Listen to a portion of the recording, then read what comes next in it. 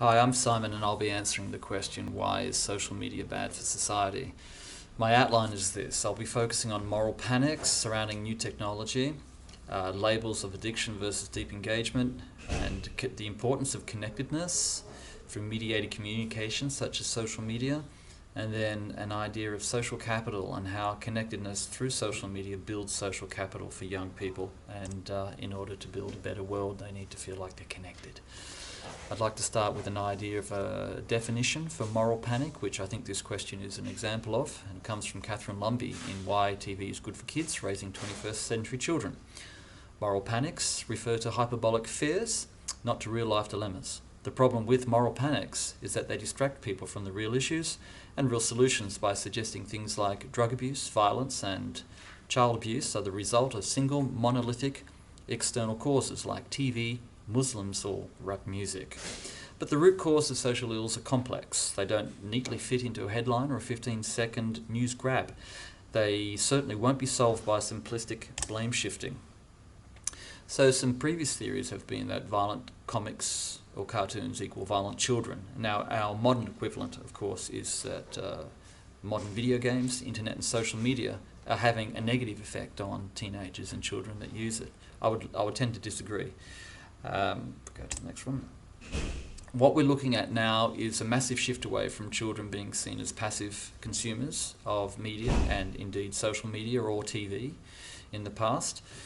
And it's been proven by David Buckingham from the University of London in 2000, quoted by Catherine Lumby, that children from the age of 6 develop sophisticated understandings about the relationship between TV and the real world. They understand special effects, genres, and production codes. Dana Boyd, why are teens obsessed with social media? Well, a misuse of the word addicted has been placed on kids using social media. I would prefer to use the word deep engagement. And I'd like to offer a quote from Dana Boyd here. When teens engage with networked media, they are trying to take control of their lives and their relationship to society. When teens engage with social media, they are learning how to understand a deeply networked and intertwined world. Research suggests that when people are feeling connected and understand the connections between people, there's a link to happiness. And indeed, David Gauntlet, in Making is Connecting, suggests that happiness is linked to collaboration and social projects.